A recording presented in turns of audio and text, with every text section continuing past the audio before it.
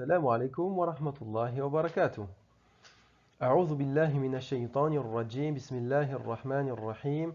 الحمد لله رب العالمين والصلاة والسلام على أشرف الأنبياء والمرسلين نبينا Muhammad وعلى آله وصحبه أجمعين. Donc comme on a prévu précédemment, donc dans le cours précédent, nous continuons donc l'étude de l'explication des conditions de l'attestation de La ilaha illallah. Et aujourd'hui, dans cette vidéo, nous allons voir ensemble la première condition qui est la science. Allez, c'est parti. Donc la science, déjà, c'est ce qui contredit l'ignorance. Et comme a pu aussi la définir l'imam Sa'di, rahimahullah, dans son livre Manhaj al-Salikin, la science est la connaissance de la vérité avec sa preuve. Nous arrivons donc à cette parole ici de La ilaha illallah, qui va donc ici être avec nous tout au long de ces cours. Il faut savoir ici par rapport à cette parole La ilaha illallah, trois choses très importantes qui vont permettre de rendre cette parole-là bénéfique à celui justement qui va la connaître. Donc c'est en trois points. Le premier point, donc il faut que la personne la prononce et la mémorise. Et il la prononce ici de la bonne façon. Donc il la prononce bien en disant La ilaha illallah. Donc le fait de la prononcer, c'est une obligation. Donc ici, il ne faut pas que la personne connaisse cette parole-là, la mémoriser sans la prononcer. Il faut qu'il la prononce et donc il la prend ici comme zikr, comme un moyen justement d'évoquer Allah subhanahu wa ta'ala et d'adorer son Seigneur. Ensuite, il faut connaître son sens, qui est nulle divinité digne d'être adorée si ce n'est Allah. Donc toutes les définitions qu'on a pu entendre de La ilaha illallah, comme par exemple nul créateur si ce n'est Allah, nul pourvoyeur si ce n'est Allah, et ainsi de suite, et ainsi de suite, toutes ces définitions-là sont fausses. Et oui, pourquoi? Parce que justement, ils ont défini le tawhid al-uluhiyya, donc l'unicité de l'adoration, par le tawhid al-rububiyya, par l'unicité de la seigneurie. Et ceci est une grande erreur. Pourquoi? Parce que le tawhid al-uluhiyya, donc l'unicité de l'adoration, ce sont ici les actes des adorateurs, les actes des serviteurs d'Allah. Alors que l'unicité de la seigneurie est en fait les actes du Seigneur. Donc il y a une grande différence entre ces deux sortes d'unicité.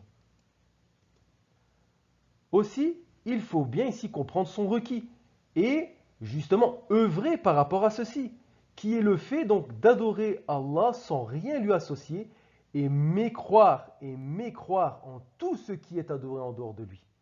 Donc ce n'est pas seulement ici demander à la personne qu'il adore Allah sans lui associer, sans rien lui associer, mais aussi il faut qu'il mécroie en tout ce qui est adoré en dehors d'Allah. Donc par exemple, lui il adore Allah sans rien lui associer, mais il dit ou il pense, il a la croyance ici que en fait, ceux qui adorent Bouddha ou qui adorent les saints dans leur tombe, il y a peut-être une part de vérité et c'est peut-être permis. Non, non, non. Il faut vraiment ici qu'il adore Allah sans rien lui associer et qu'il mécroie en tout ce qui est adoré en dehors d'Allah.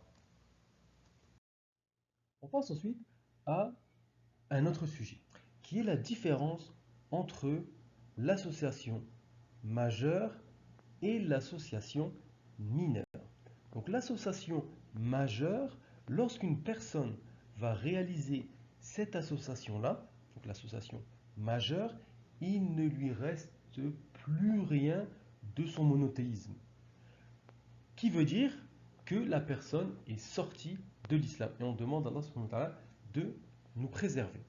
Quant au shirk mineur, donc l'association mineure, en fait, ceci contredit la perfection du monothéisme. En d'autres termes, la personne qui a fait ce shirk mineur, cette association mineure, reste musulmane, mais son tawhid, son unicité, ici son monothéisme, a diminué. Et aussi, le shirk mineur est une voie qui va amener à long terme au shirk majeur. Donc vous avez bien compris ici la dangerosité de cette association.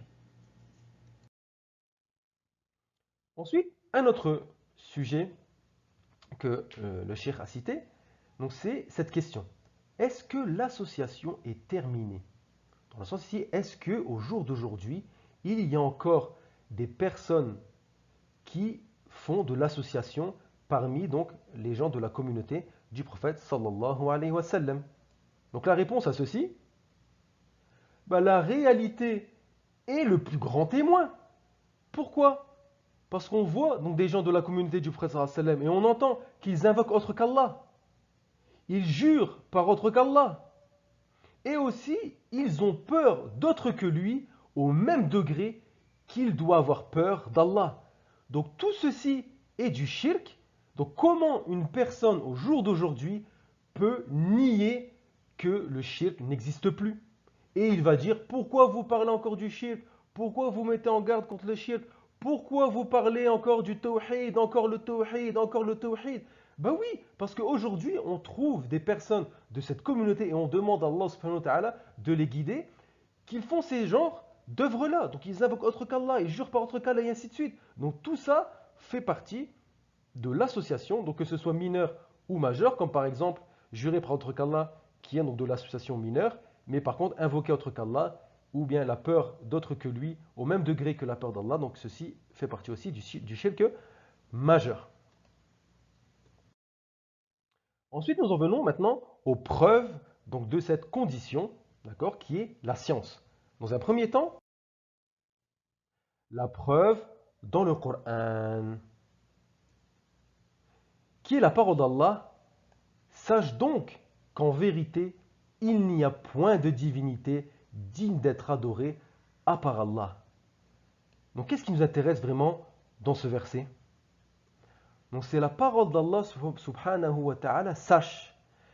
Car ici, sache, ça veut dire ici qu'Allah subhanahu wa ta'ala nous a demandé de savoir. Donc il a commencé par la science avant toute chose. Donc il faut déjà savoir qu'Allah subhanahu wa ta'ala est le seul digne d'être adoré, d'accord, pour ensuite bâtir notre religion sur cette base solide. Le deuxième verset qui a été cité est le suivant, à l'exception de ceux qui ont témoigné de la vérité en pleine connaissance de cause. Donc ce qui nous intéresse ici, dans ce verset, est le suivant. Donc, dans un premier temps, la vérité. Donc ici, quand Allah subhanahu wa ta'ala dit qu'ils auront témoigné de la vérité ici, c'est la ilaha illallah. Et on peut dire aussi que c'est tout ce que est venu avec le prophète sallallahu alayhi wa sallam. Donc tout ce avec quoi est venu le prophète sallallahu alayhi wa sallam, ceci est la vérité. Et il est venu avec la ilaha illallah. Ensuite, Allah subhanahu wa ta'ala, donc ici dans le sens du verset, en pleine connaissance de cause, donc ça veut dire quoi? Il connaît cette parole ainsi que son sens et ce qui est requis pour une personne qui va justement prononcer cette parole, comme ça a été cité au début de ce cours. Ensuite vient les preuves dans la sunna. Donc un hadith a été cité qui est le suivant, qui est la parole du prophète sallallahu alayhi wa sallam, qui est le hadith de Uthman dans Sahih Muslim.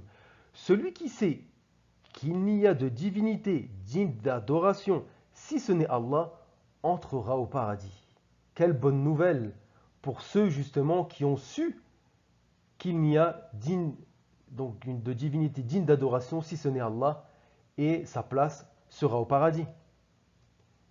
Mais ceci nous donne deux probabilités. La première est donc il est probable que cette personne-là entre au paradis directement, donc sans passer par l'enfer. Donc au jour du jugement, il va entrer directement au paradis. Ou il est probable aussi que sa destination finale soit le paradis. Donc qu'est-ce que ça veut dire ça? Donc ça veut dire en fait que ça se peut qu'il va passer par l'enfer, car il faisait partie de ce que les savants citent, Usat al-Muwahhidin, qui est justement le désobéissant parmi les Muwahhidin, donc parmi les monothéistes.